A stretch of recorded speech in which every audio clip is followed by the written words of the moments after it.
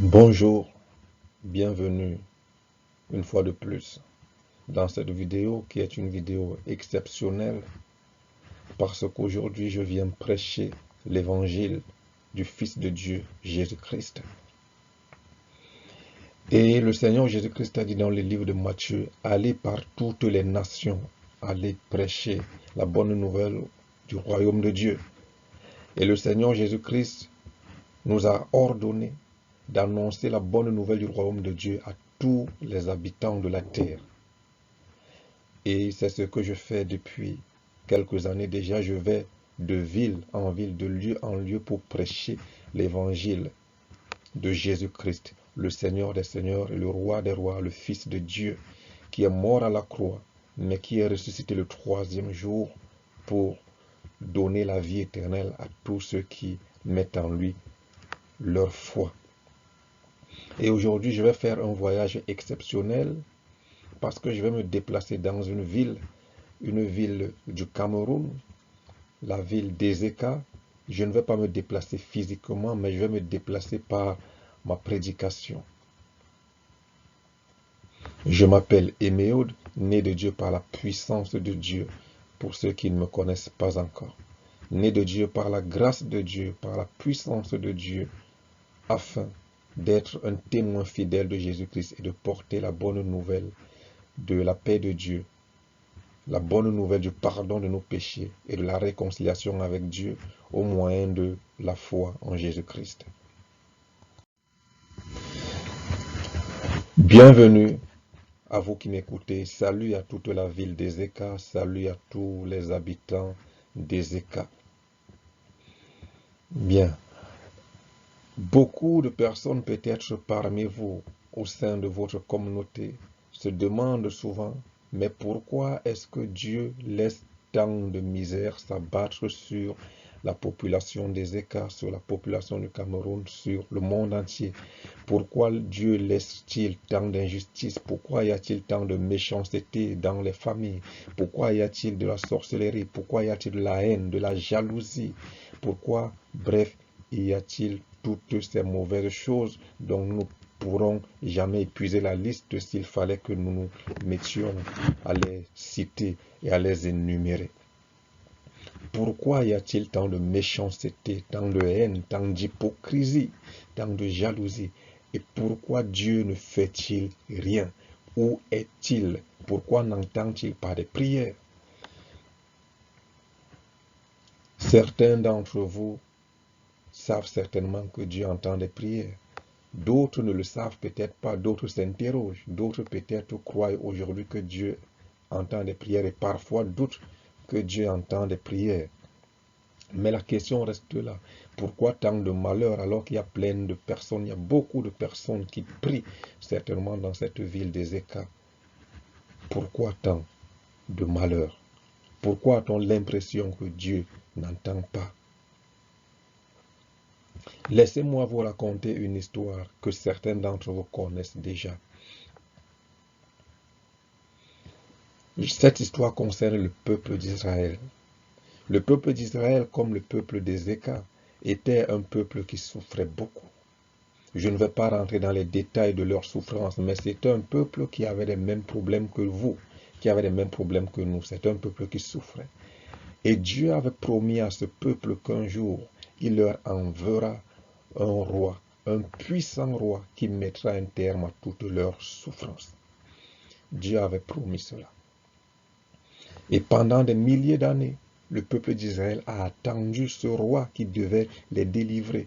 Et de génération en génération, en Israël, les hommes, les femmes, les familles transmettaient ce message à leurs enfants. Les enfants le transmettaient à leurs enfants et ainsi de suite. Le message a perduré pendant des milliers d'années dans l'attente de ce grand roi qui mettrait un terme à toutes les souffrances du peuple d'Israël. Donc le peuple a gardé l'espoir que ce roi viendrait. Lorsqu'une génération mourait, elle transmettait la flamme de cet espoir à la génération nouvelle. Et c'est ainsi que la flamme a été entretenue pendant des milliers d'années. Je veux que vous compreniez très bien cela. Ils ont gardé cet espoir. Et ils ont su le transmettre à leurs enfants, qui ont transmis à leurs enfants, qui ont transmis à leurs enfants pendant des milliers d'années. J'insiste là-dessus. Ils ont transmis cette flamme. Mais quelque chose de dramatique, quelque chose de terrible va se produire. De quoi s'agit-il? Alors qu'ils ont tout fait pour garder la flamme de l'espérance, alors qu'ils sont restés dans l'attente de l'avènement de ce roi, alors qu'ils ont transmis cette espérance de génération en génération, malheureusement, lorsque ce roi arrive enfin, lorsque la promesse de Dieu est enfin manifestée, malheureusement, le peuple d'Israël n'a pas reconnu ce grand roi. Le roi qu'ils ont attendu pendant des générations, le roi que leurs pères, les pères de leurs pères, leurs ancêtres au plus lointain leur avaient parlé, ce roi dont ils avaient entendu parler, ce roi qu'ils avaient attendu, lorsqu'il est arrivé enfin, malheureusement, ils n'ont pas reconnu ce roi. Le roi s'est présenté, ils ont dit non, ce n'est pas toi, ils l'ont rejeté. Peuple d'Ézéka. L'histoire de beaucoup de peuples, de beaucoup de personnes ressemble à l'histoire du peuple d'Israël. Parfois vous priez, parfois les hommes prient, parfois les femmes prient, parfois des familles soupirent auprès de Dieu. Mais lorsque Dieu envoie la réponse, beaucoup de personnes malheureusement ne reconnaissent pas que voici la réponse que Dieu a envoyée par rapport aux prières que nous avons adressées pendant longtemps dans des larmes, dans des supplications. Beaucoup de personnes ne reconnaissent pas. Et Jésus, qui n'a pas été reconnu par les Israélites, va pleurer lorsqu'il entre dans la ville de Jérusalem en disant, si au moins toi, tu avais reconnu le jour où tu as été visité. Le peuple n'a pas reconnu. Et pourtant, le peuple a attendu la promesse de Dieu. Vous aussi, vous priez certainement. Mais est-ce que vous avez reconnu la visitation de Dieu? Est-ce que vous avez reconnu la réponse que Dieu vous a donnée? Peut-être que vous n'avez pas reconnu la réponse, que vous avez rejeté, vous avez dit non, ce n'est pas toi la réponse. Ce n'est pas ça, ça ne peut pas être ça la réponse de Dieu. Pourquoi le peuple d'Israël n'a-t-il pas reconnu la réponse de Dieu? Parce qu'ils s'étaient fabriqués leur représentation de comment doit être la réponse que Dieu leur donnera. Ils savaient que Dieu allait leur répondre, mais ils s'étaient fabriqués dans leur esprit, leur propre conception, leur manière, comment doit être cette réponse. Mais laissez-moi vous dire qu'il arrive souvent que la réponse ne vienne pas comme vous l'attendez. Elle n'a pas l'aspect que vous attendez. Elle ne ressemble pas à ce à quoi vous vous attendez, mais c'est la réponse de Dieu. C'est cette réponse, car Dieu donne ce qu'il a de meilleur. Il ne vous donnera pas ce que vous désirez, mais il vous donnera ce qu'il a de meilleur. Et le peuple d'Israël a dit à ce roi, ce n'est pas toi. Ils ont rejeté la promesse de Dieu. Et ils ont sombré dans le désarroi total. Je lis ce passage qui est juste là sur l'écran. Parce que les malheureux sont opprimés et que les pauvres gémissent. Maintenant, dit l'Éternel, je me lève, j'apporte le salut à ceux contre qui l'on souffle. Je relis encore le passage. L'Écriture dit, parce que les malheureux sont opprimés et que les pauvres gémissent. Maintenant, dit l'Éternel, je me lève, j'apporte le salut à ceux contre qui l'on souffle. Dieu dit maintenant, il se lève pour vous apporter le salut. Vous qui êtes malheureux, vous qui êtes opprimés, vous qu'on oppresse, vous qu'on fait souffrir de toutes sortes de manières. Il dit maintenant, je me lève. Et qu'est-ce qu'il apporte? Il dit, il apporte le salut. Qu'est-ce qu'il apporte? Il apporte le salut. Dieu entend vos cris, habitants d'Ézéka. Femmes, enfants, vieillards, jeunes, Dieu entend vos cris.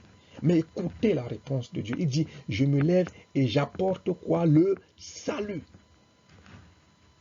Il dit qu'il apporte le salut. parce que vous souffrez, parce que vous êtes malheureux, parce que vous êtes opprimé, parce que vous gémissez, parce que vous pleurez de douleur, il dit qu'il apporte quoi? Le salut. Alors, est-ce que vous allez être comme les habitants d'Israël qui n'ont pas reconnu le salut de Dieu?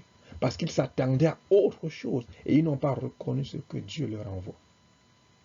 Au milieu de toutes vos souffrances, habitants des Écarts, au milieu de toutes vos douleurs, je vous dis une chose, ce que Dieu vous apporte, c'est le salut. Il vous connaît, il connaît chacun d'entre vous. Et je vous ai dit qu'il vous donne le meilleur. Il ne vous donne pas ce que vous demandez, il vous donne le meilleur. Parce que parfois, ce que l'on peut demander à Dieu est totalement insignifiant par rapport à ce que Dieu veut donner. Il donne quoi? Le salut. Ne mettez pas autre chose dans ce que je suis en train de vous dire. Il donne le salut. S-A-L-U-T. C'est le médicament que Dieu vient vous apporter, le salut. Et ce salut s'appelle Jésus-Christ. Jésus-Christ. Si vous reconnaissez que Jésus-Christ est le salut que Dieu vous envoie, il est la réponse que Dieu vous donne. Dieu entend vos prières, il entend vos soupirs, il entend vos gémissements, même ces prières que vous ne savez pas formuler. Ce qui monte dans votre cœur comme angoisse, il voit tout ça et il dit, par rapport à ce que tu as comme souffrance, à ce que tu as comme douleur, ma réponse, ma solution, ce que je t'apporte, c'est le salut. Et ce salut s'appelle Jésus-Christ. Il s'appelle Jésus-Christ. Dieu ne dit pas qu'il t'apporte une guérison quelconque ou bien de l'argent ou bien un travail. Il te dit qu'il t'apporte le salut. Et ce salut, c'est Jésus-Christ. La question maintenant est celle-ci. Est-ce que tu vas croire en ce salut? Est-ce que tu vas recevoir ce salut? Ou bien tu vas te focaliser sur la nourriture? Tu vas te focaliser sur le travail, tu vas te focaliser sur le mariage, tu vas te focaliser sur les enfants que tu veux avoir. Tu vas te focaliser sur la nourriture que tu veux voir sur ta table chaque jour.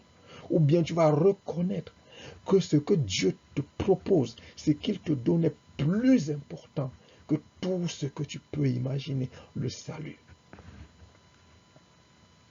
Le peuple d'Israël voulait un roi qui allait combattre les Romains pour les expulser de leur pays. Mais Dieu n'a pas envoyé un roi qui va chasser les Romains du peuple d'Israël à l'époque. Dieu envoie le salut qui délivre le peuple du péché. Car la puissance des Romains à l'époque était due au péché du peuple. Souvenez-vous que chaque fois que le peuple d'Israël péchait contre Dieu, qu'est-ce qui se passait? Le péché les entraînait à être assujettis à d'autres nations, à d'autres pays.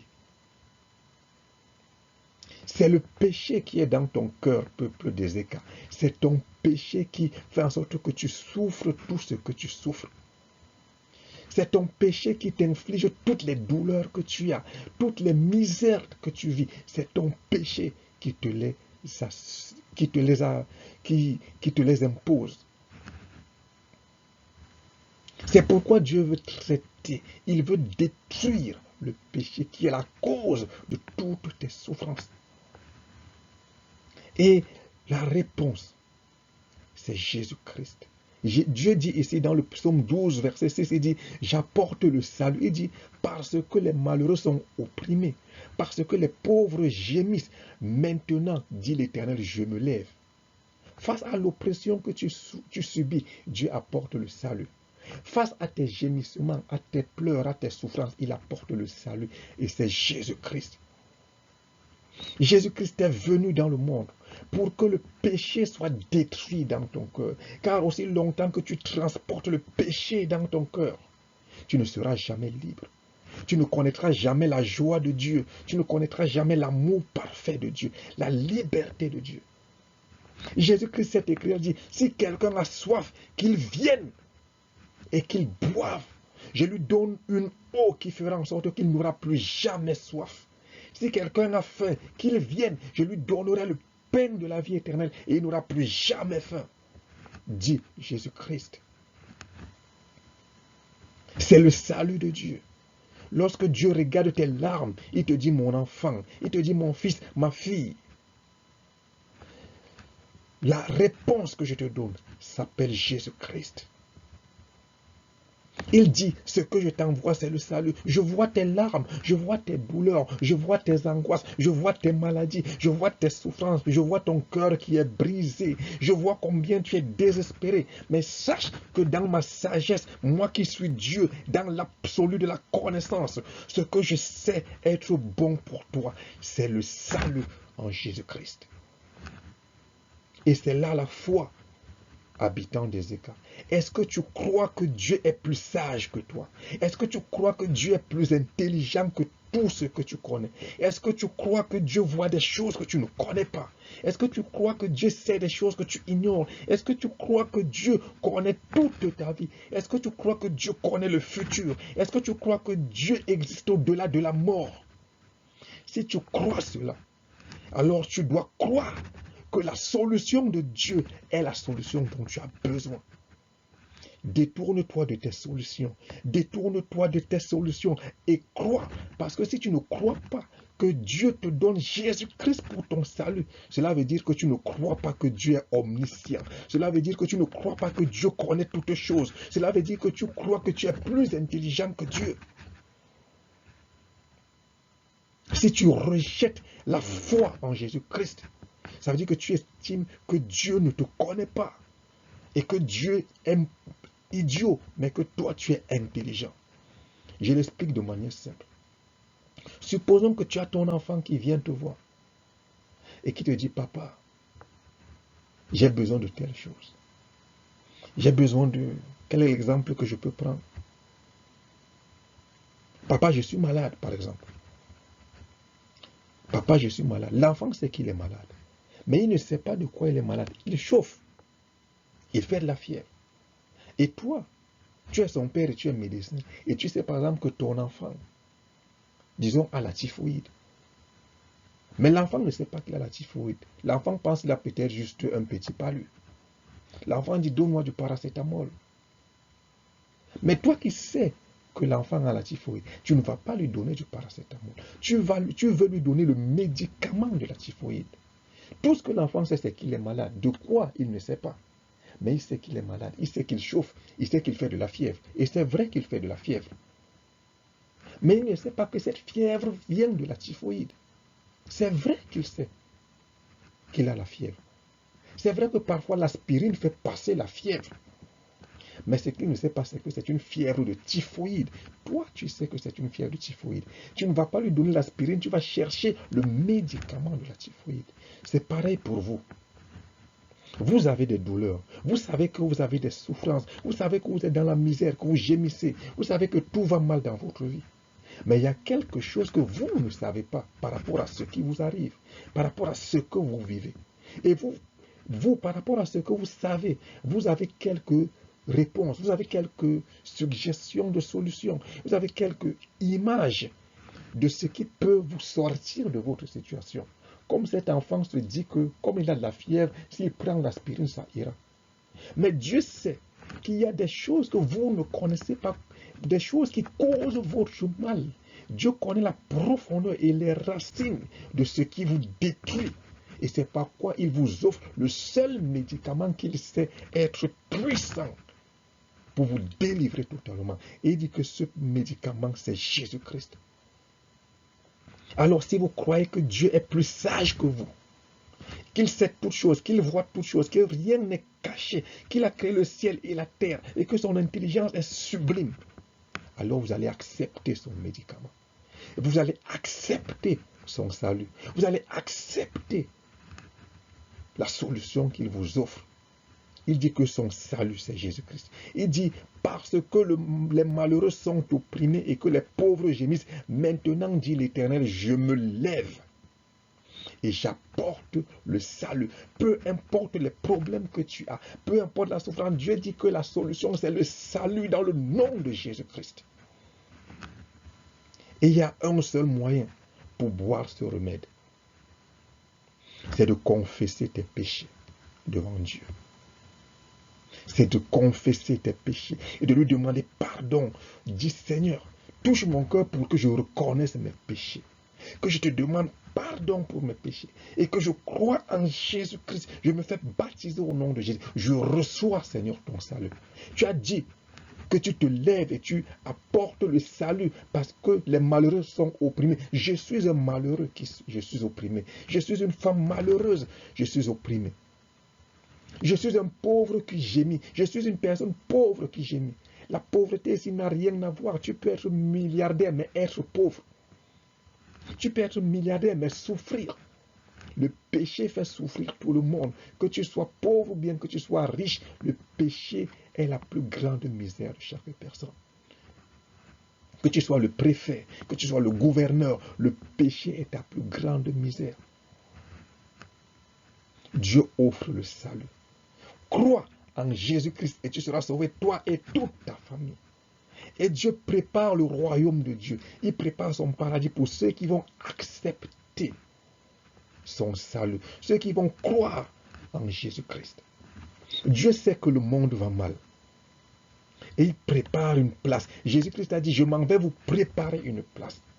Mon ami, mon frère, ma soeur, habitant des Écas, la question c'est, est-ce que tu veux avoir ta place dans ce monde meilleur que Dieu promet? Dieu dit, répands-toi de tes péchés et crois en Jésus-Christ et tu seras sauvé, toi et toute ta famille. Tu recevras la puissance du Saint-Esprit et tu connaîtras le salut de Dieu. Jésus-Christ est venu pour te délivrer. Jésus-Christ est venu. Dieu sait qu'un jour tu vas partir de cette terre. Et tu sais que tu partiras. Et il veut que tu sois auprès de lui quand tu partiras. Là où il n'y a pas d'injustice, là où il n'y a pas de douleur, là où il n'y a pas de sorcellerie, il veut. Moi qui vous parle, j'ai vu le royaume de Dieu. C'est pourquoi j'en parle avec assurance et fermeté. On ne m'en a pas parlé. Je l'ai vu de mes yeux. J'ai vu le Christ. Jésus-Christ est vivant. Il est vivant. Et son royaume est vrai. Son royaume est vrai. Il dit, répands-toi de tes péchés, mon fils. Répands-toi de tes péchés, ma fille. Dit le Seigneur Jésus. Crois en Jésus-Christ. Crois en Jésus-Christ. Il est la réponse à tes prières. Pour que ton nom soit inscrit dans le livre de la vie éternelle. Crois et tu ne seras jamais confus. Crois et tu ne seras jamais confus. Crois et que par la puissance de Dieu, tu naisses de nouveau.